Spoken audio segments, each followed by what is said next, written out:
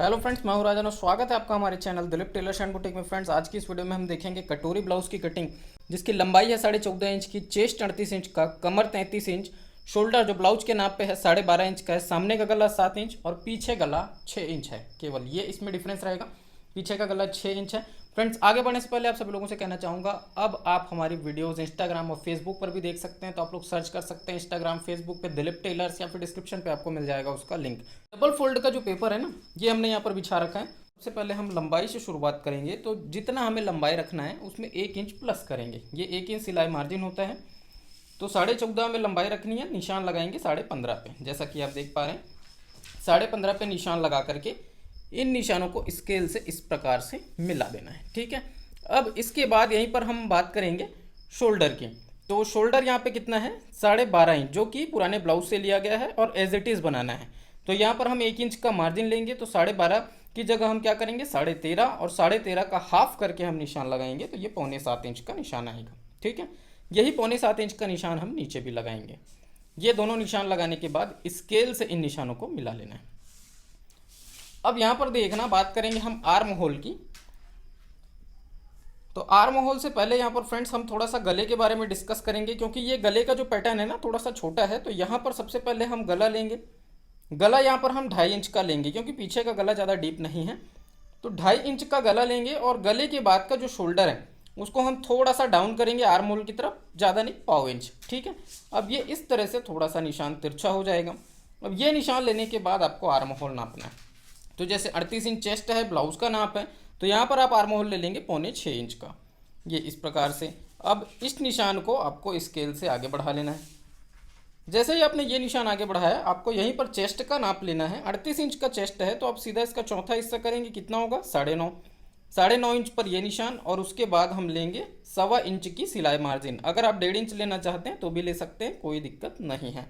अब आते हैं नीचे, बात करेंगे कमर की। 33 इंच का कमर है, अब जितना है उसी का चौथा हिस्सा यहाँ पर भी लेंगे, तो ये हो जाएगा सीधा सीधा चौथा हिस्सा इसका 8.25 इंच। और उसके बाद 1 इंच का आपको लेना है क्या, डॉट के लिए मार्जिन, और उसके बाद 1.25 इंच का सिलाई मार्जिन, मतलब टोटल कमर पे 2.25 इंच का मार्जिन लेना पड़ेगा। अब स्केल लेकर के इन निशानों को इस प्रकार से आपको मिला लेना है। ठीक है, ये चीज़ थोड़ा सा ध्यान रखेंगे कि कमर पे 1 इंच एक्स्ट्रा मार्जिन आता है डॉट के लिए। अब फ्रेंड्स, वापस ऊपर की तरफ आते हैं। तो यहाँ पर मैं कुछ चीज़ें आप लोगों को डिटेल से बताने वाला हूँ। जैसे कि हम बात करेंगे अभी आर्म होल की। तो आर्म होल हमें यहाँ पे 1/2 इंच अंदर डाउन करना है, तो ये इस तरह से 1/2 इंच डाउन किए, और स्केल से इस निशान को ऐसे तिरछा कर देंगे। अब यहाँ पे आर्म होल की गोलाई, तो आर्म होल गोलाई के लिए ना 1 इंच की दूरी से, और 1 इंच कहाँ से, डाउन वाले निशान से 1 इंच की दूरी से इस तरह से नाप लेना, और उसके बाद आपको यहाँ पर राउंडिंग शेप देना है। तो राउंडिंग शेप देने का प्रॉपर तरीका देखिएगा, किस प्रकार से आपको राउंड देना है। ये ऐसे, ये हो गई आपकी पहली गोलाई जो सामने पल्ले की है। अब 1/4 इंच का डिस्टेंस लेंगे और पीछे पल्ले की गोलाई देंगे, तो ये इस प्रकार से आपको पीछे पल्ले की गोलाई दे देना है। ये आर्म होल की दूसरी गोलाई होगी आपकी। ठीक है, इन दोनों गोलाइयों को देने के बाद आप ध्यान देंगे चेस्ट की तरफ आते आते ये जो आर्म होल राउंड है ना, ये इस तरह से डाउन होकर के जाएगा। इससे आपके आर्म होल की फिटिंग अच्छी आएगी, और आर्म होल का जो राउंडिंग शेप है वो प्रॉपर बैठेगा। आर्म होल के जस्ट बाद हम बात करेंगे गले की। ठीक है, हमने यहाँ पर क्या किया, 2.5 इंच का गला लिए, ये देखिए। अब हम क्या करेंगे, सामने का गला जो हमें 7 इंच रखना है, इस प्रकार से 7 इंच नापेंगे। यहाँ पे मैं तिरछा नाप रहा हूँ, क्योंकि मैंने ब्लाउज पे भी तिरछा नापा है। अगर आप सीधा नापते हैं तो आपको सीधा नाप लेना है। ठीक है, सीधा नापने पे यही गला 6.5 इंच आएगा, तिरछा नापने पे 7 इंच आता है। तो ये चीज़ आप ध्यान रखेंगे, जैसा आप ब्लाउज में नापे हैं नाप लेते वक्त, वैसे ही कटिंग पे भी आपको रखना है। सीधा नापे हो तो सीधा, तिरछा नापे हो तो तिरछा। यहाँ पर भी गले का फैलाव 2.5 इंच रखेंगे। उसके बाद स्केल से इन दोनों निशानों को इस तरह से मिला लेना है, और मिलाने के बाद यहीं पर हम गोलाई शेप देंगे। तो कटोरी ब्लाउज है तो नॉर्मल गोल गले का शेप यहाँ पे दे देते हैं इस प्रकार से। ठीक है, कटोरी ब्लाउज में बोट नेक कैसे बनता है, आप लोगों की बहुत ज़्यादा डिमांड आ रही थी, तो मैंने एक वीडियो बना करके दिया हुआ है कटोरी ब्लाउज में बोट नेक बनाने का। डिस्क्रिप्शन पे उसका लिंक मिल जाएगा, आप लोग जाकर के देख सकते हैं। वीडियो बहुत ही अच्छी है, लिंक मैंने डाल दिया है डिस्क्रिप्शन पे। अब यहाँ पे देखना, गले के जस्ट बाद हम बात करेंगे बेल्ट की, जिसको हम योग पट्टी बोलते हैं। तो ये निशान आपका कहाँ पे आएगा, ये डिपेंड करता है चेस्ट और लंबाई के ऊपर में। तो यहाँ पर लंबाई कितनी है, 14.5 इंच। हम बात करेंगे मार्जिन मिला के तो 15.5 इंच। अब 15.5 के हिसाब से जो बेल्ट का हमारा निशान है वो आएगा 12.5 इंच पे। ठीक है, अब यहाँ पे क्लियर है कि 12.5 इंच पे अगर हमारा बेल्ट का निशान आ रहा है तो डॉट पॉइंट जो है ना हमारा 1 इंच ऊपर आता है, तो वो 11.5 इंच पे आएगा। ये इस प्रकार से हमने निशान लगाया। अब यहाँ पे कुछ चीज़ें जो मैं आप लोगों को बताना चाहता हूँ, ध्यान से देखिएगा। जैसे कटोरी की अगर बात करें, 38 इंच चेस्ट साइज में अगर आपने पुराने ब्लाउज से कटोरी को नापा है तो आप गौर करेंगे 5.5-6 इंच की कटोरी लगती है ऑलमोस्ट। तो यहाँ पे हम निशान लगाते हैं पहले 5.5 इंच का। ठीक है, ये इस प्रकार से। ये साइज में थोड़ा बहुत वेरिएशन हो सकता है अलग अलग कस्टमर्स के हिसाब से, किसी का 5.5, किसी का 6, 6.25 तक के भी जा सकते हैं। तो यहाँ पर देखिए ये हो गया आपका 5.5 और यहाँ पर भी 5.5 इंच का निशान। ठीक है, इन दोनों निशानों को मिलाएंगे ऐसे। अब जैसे ही आपने ये निशान मिलाए, इसके बाद आपको यहाँ पर कटोरी का सेंटर लेना है। अब 5.5 का हाफ कितना होगा, 3 इंच में 1 सूंद कम, ये ऐसे, ये हाफ निकल गया। यहाँ पर 1 इंच ऊपर हम एक निशान लगाएंगे, जैसा कि मैंने कहा डॉट पॉइंट आपका यहाँ से 1 इंच ऊपर आएगा, तो ये इस प्रकार से निशान लगाए, यही हमारा डॉट पॉइंट बनेगा। अब यहीं पर हम बात करेंगे बेल्ट का नोक, जो बेल्ट का हम शेप देते हैं वो यहाँ पर 2.5 इंच की दूरी से इस तरह से हम दे देंगे। ठीक है, ये ऐसे ऊपर उठा के 2.25-2.5 इंच की दूरी से इस प्रकार से आप राउंड कर सकते हैं। 0.25 इंच आपको तिरछा करना है। ये निशान हो जाने के बाद देखिए कुछ इंपॉर्टेंट टिप्स मैं यहाँ पे आप लोगों को दे रहा हूँ। सबसे पहले आर्म होल की तरफ से कटोरी का शेप देने के लिए जो डिस्टेंस हम लेते हैं आर्म होल की गोलाई से पीछे पल्ले की गोलाई से 2.5 इंच, ये इस प्रकार से। जब आप नॉर्मल साइज़ों की कटिंग करते हैं 40 तक, 40 से ऊपर में फिर आपको आर्म होल की पहली गोलाई से 2.5 इंच लेना है। ये चीज़ मैंने पहले भी बता रखा है, जिससे क्रॉस पट्टी पतली ना हो। अब गले की तरफ से अगर बात करें तो यहाँ पर शोल्डर पे रखेंगे टेप और यहाँ पे हम 5.5 इंच का लगाएंगे निशान। ये डिपेंड करेगा आपके गले के साइज़ के ऊपर में और चेस्ट की साइज़ के ऊपर में।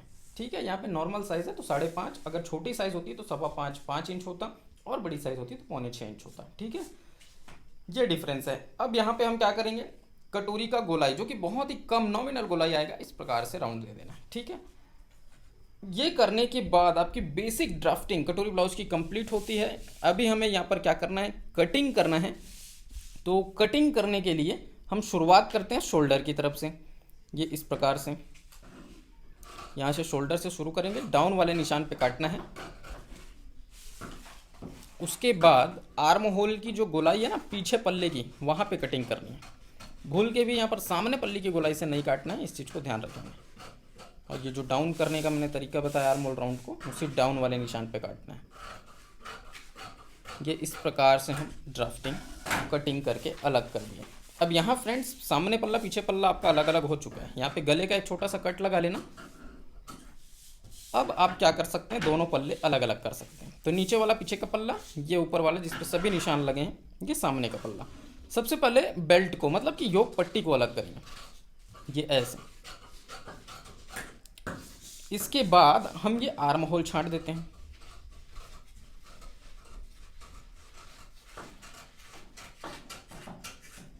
और उसके तुरंत बाद गले की कटिंग करेंगे।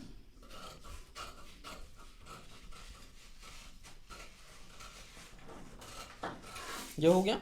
अब हम यहाँ पे कटोरी को क्रॉस पट्टी से अलग करेंगे। ध्यान रखना, बहुत से लोगों के मन में ये कंफ्यूजन होता है कि ये कटोरी क्रॉस पट्टी में जाकर के फिट होगी, लेकिन ऐसा बिल्कुल भी नहीं है। ये वाली जो कटोरी है ना, ये आपके क्रॉस पट्टी में जाकर के फिट नहीं होती, बल्कि आपको एक अलग से कटोरी बनाना पड़ेगा। तो उसके लिए मैं आप लोगों को समझा देता हूँ कि किस प्रकार से एक अलग कटोरी आप बनाएंगे जिसमें आपको डॉट का मार्जिन इंक्लूड करना है। बहुत सारे लोगों के ये भी सवाल होते हैं कि सर आखिरकार हम अलग से कटोरी क्यों बनाते हैं, ये कटोरी भी तो फिट हो सकता है। जी नहीं, बिल्कुल नहीं होगा, क्योंकि जब तक आप कटोरी में डॉट का वो नहीं देंगे मार्जिन, तब तक आप कैसे कटोरी को फिट कर पाएंगे। तो ये चीज़ आप थोड़ा सा ध्यान देंगे। आपको ना ये डॉट के लिए छोटा सा पहले कट लगाना है। कट लगाने के बाद ये इस तरह से रख करके एक अलग पेपर पे आपको पूरी मार्किंग कर देनी है।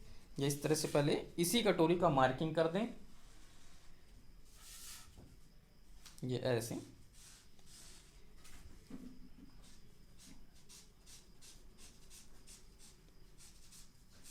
ये देखिए, अब हम यहाँ पे क्या करेंगे, ये वाली जो हमारी कटोरी है ना, यहाँ से इस तरह से नीचे, ये नीचे एक निशान लेंगे। अब यहाँ पर इस डॉट पॉइंट से एक निशान हम नापेंगे जो कि होगा सेंटर से 2.5 इंच का। ठीक है, ये ऐसे। और इस तरफ यहाँ पर हम 1.25 इंच इस तरह से नापेंगे। अब यहाँ पे नापने का थोड़ा सा तरीका गौर करिएगा। जो कटोरी की लाइन है ना, बिल्कुल उसके सीधा सीधा हम लेते हैं। कहाँ पर, ये देखिए स्केल से बिल्कुल सीधा, ठीक है। अब यहाँ पे देखना, ये वाला जो निशान है यहाँ पे भी बिल्कुल सीधा इस तरह से लेना है। जहाँ पे आपका कटोरी का नोक आया था वहीं से सीधा लेना है, और हाँ यहाँ पर भी 1.25 इंच इस प्रकार से नापना है, ठीक है। इन दोनों निशानों का ध्यान रखना है, दोनों साइड 1.25 इंच, सेंटर से 2.5 इंच। अब हम क्या करेंगे, इन निशानों को मिला देंगे, ये ऐसे। जैसे ही आपने ये निशान मिलाया, उसके बाद गले पर ना आपको 1/2 इंच दोनों साइड गले की नोक पर सिलाई मार्जिन लेना है, ये ऐसे, और इधर भी ये ऐसे 1/2 इंच। अब देखना, राउंडिंग जो शेप है ना, वो यहाँ से इस तरह से आप घुमाना चालू करेंगे, और नीचे जो हमने 1.25 इंच मार्जिन दिया है वहाँ पर इस प्रकार से लाके मिलाएंगे।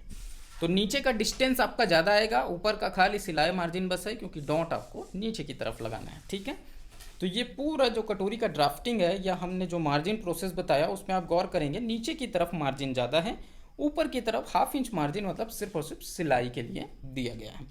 अब यहाँ पर इसको हम करते हैं कटिंग, ठीक है, ये इस प्रकार से।